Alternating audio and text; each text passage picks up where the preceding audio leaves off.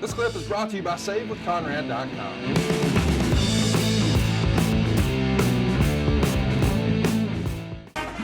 Hey, it's Conrad Thompson, and you're listening to Grillin' JR.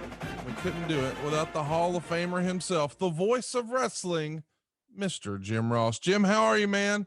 I'm great, Conrad. Good to see you this morning. Your cheeks are as luscious and bodacious as usual. Life is good. And it seems like we got an interesting topic today with Lex Luger. Yeah. A lot of ways to look at Lex's career and him as a human being and all that good stuff. He's going to be turning 63 on June 2nd. So it's a little early birthday for him today as we're talking about him. And Lex is probably one of the great stories in wrestling, from who he was to who he is. My goodness, what a person. And we're going to start from the very beginning. Born in Buffalo, New York, Lawrence Fole, his entering into the world of pro wrestling like a lot of guys did back then. College football. When was Lex on your radar?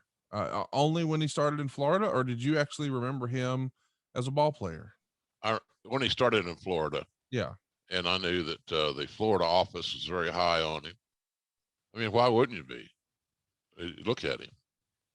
He's got the look that every promoter, I mentioned this about Wardlow the other day. We had one of our shows that I believe, or somewhere we talked about Wardlow. I was somebody, hell, I don't know. Anyhow, that's how I remember shit. I don't remember who the hell is. I had a lot of conversations. But I said something along the lines that Wardlow is what every promoter that I've ever worked for, he had the look and the basic makeup of a star. Right.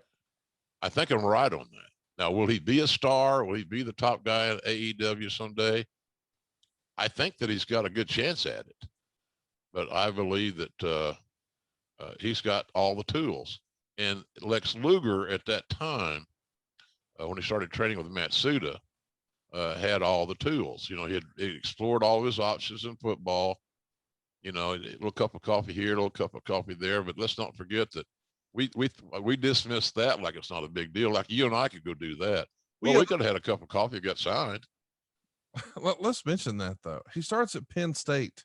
We've got some listeners across the pond, Jim, who may not be familiar with Penn State's college football pedigree. But in the 80s, Penn State was the real deal, right? Yeah, they were a juggernaut.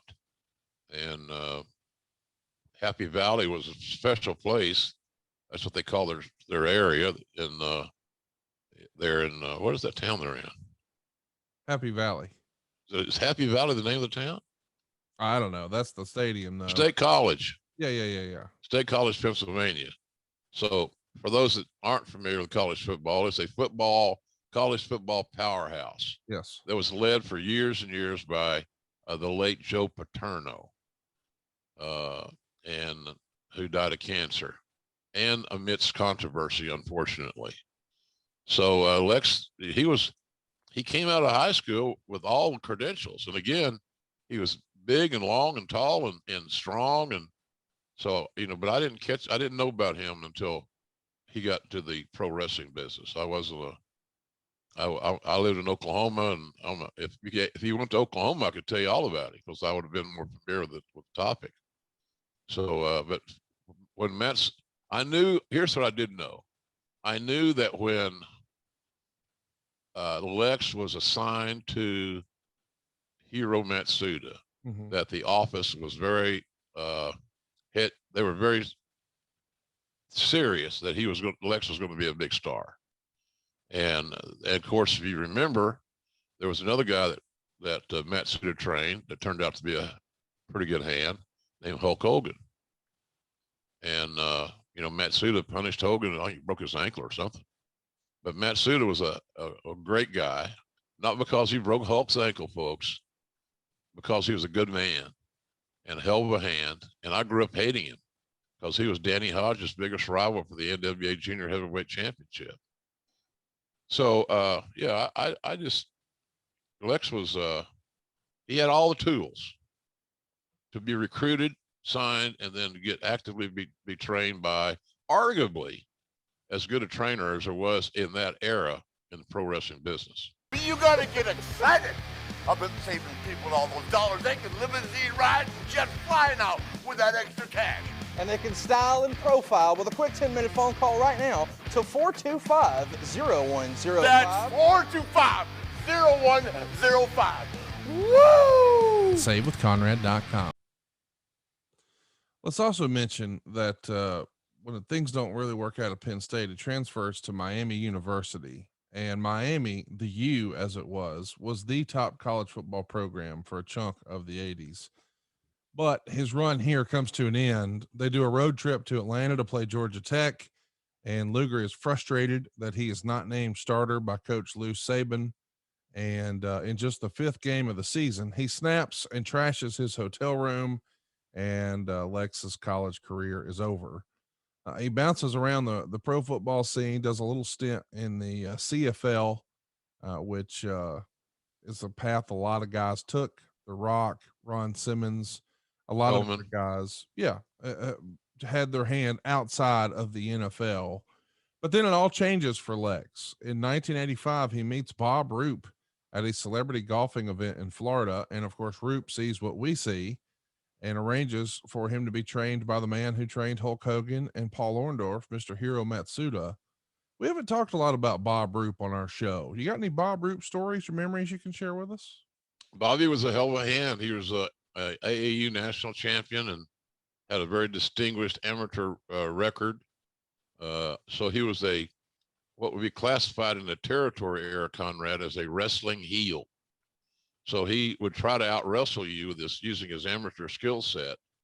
And then once the baby face gained the offensive advantage, then he would start cheating.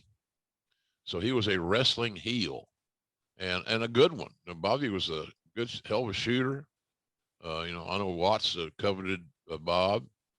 Bob was always very intelligent. When he talked to Bob, it was like talking to a college professor or something. He was very, very cerebral. And but a good solid hand. He didn't have the 2021 body, but he was always in great shape. And so I always enjoyed working with Bobby. He was a very smart guy, well read. So and had a good eye for talent, which Luger, that was a good get for Florida when Bobby saw Lex. So he wouldn't, and look, when you got a name like Lawrence Foal, yeah, you better be a tough son of a bitch. Hello, Lawrence. Did you call me Lawrence, you mother?